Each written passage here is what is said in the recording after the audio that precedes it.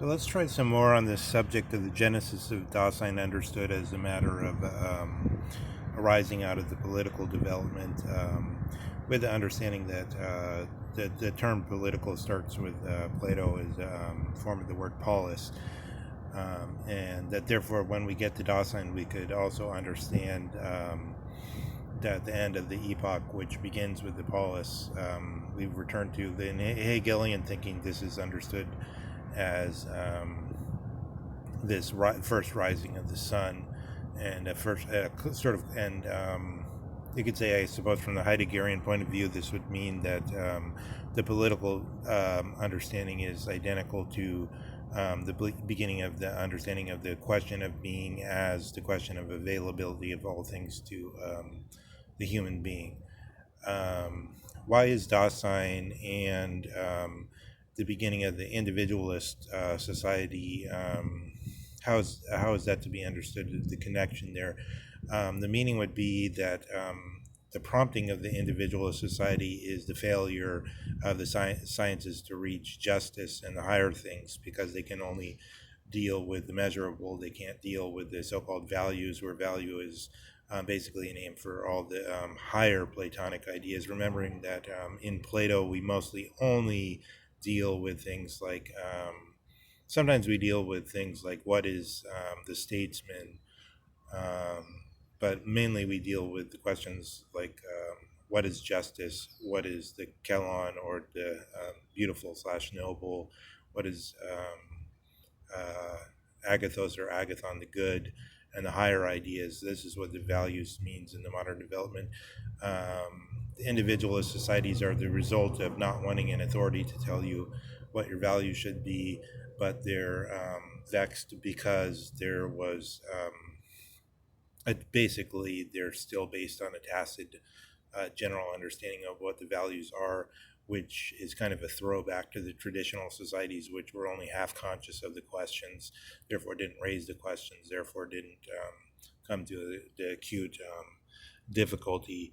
Um, the American order assumes quite a few values, such as habeas corpus, such as freedom of conscience, such as in some, and it can be seen more clearly, I suppose, in a question like, for instance, that the original colonies had state religion, which was paid for by taxes, but later on, that the understanding of the separation of church and state was flipped on its head, such that it was no longer understood that each state would be allowed to establish its own state religion, in contradistinction to the federal authority, which would not have the power to tell the states which religion to have. But it was understood that much more radically to say that each individual has the choice to decide on their higher values.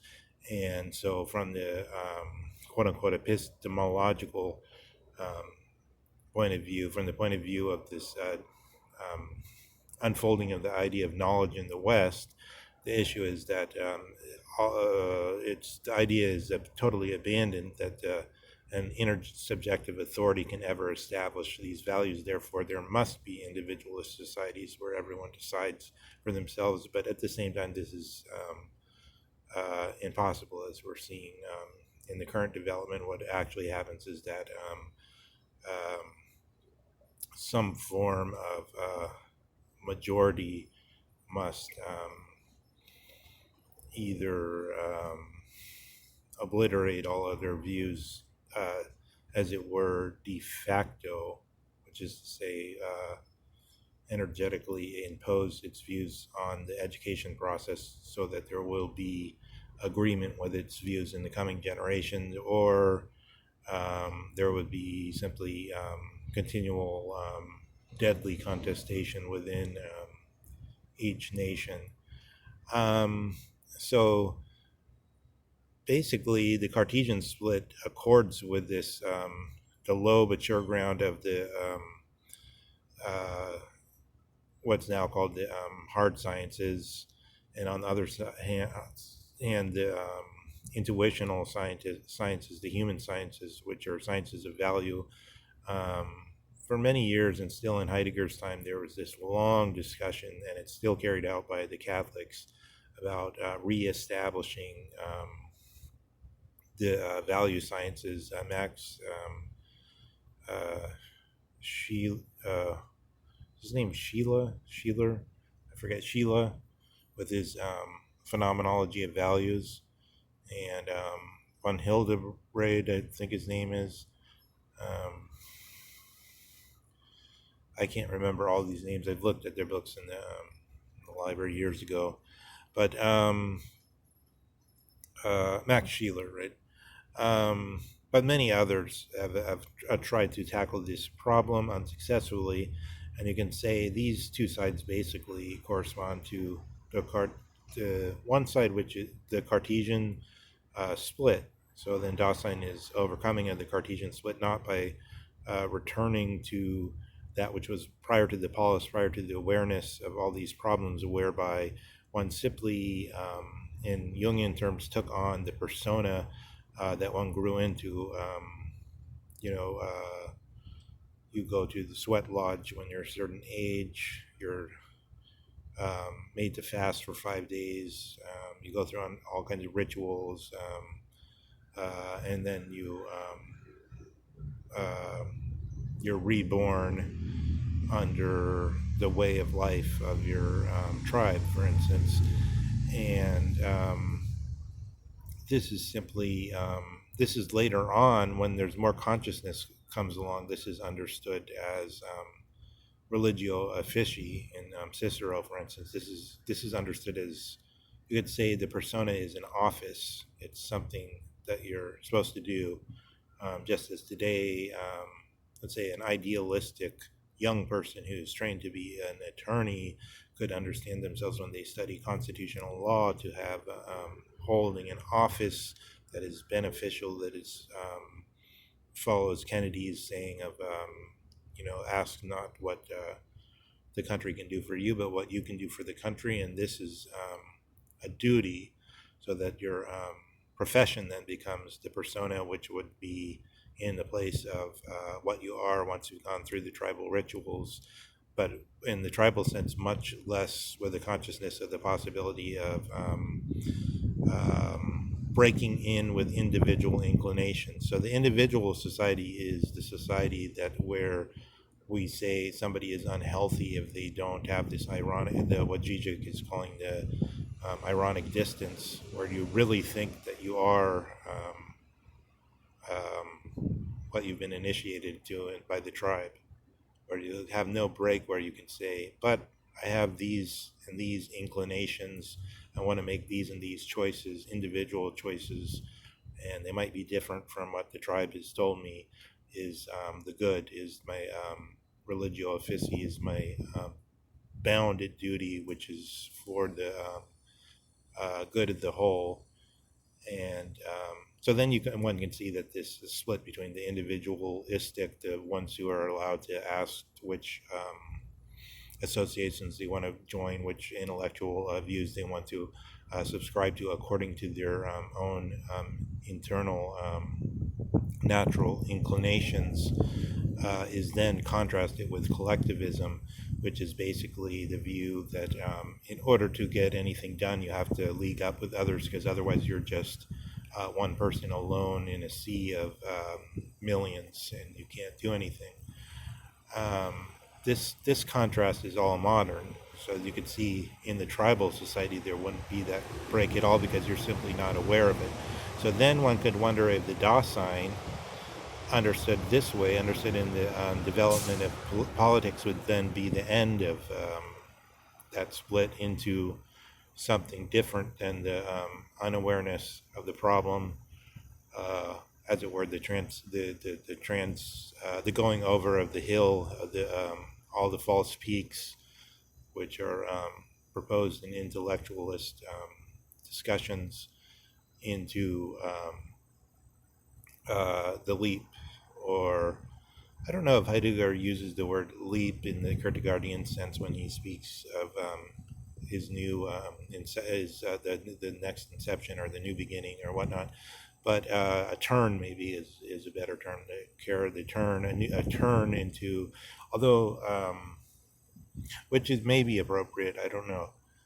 Leo Strauss used the term turn when he speaks of that he used to be a European. He wonders if he could still understand how a European understood certain problems because he's turned and becoming an American because he lived out so many years of his life as an American.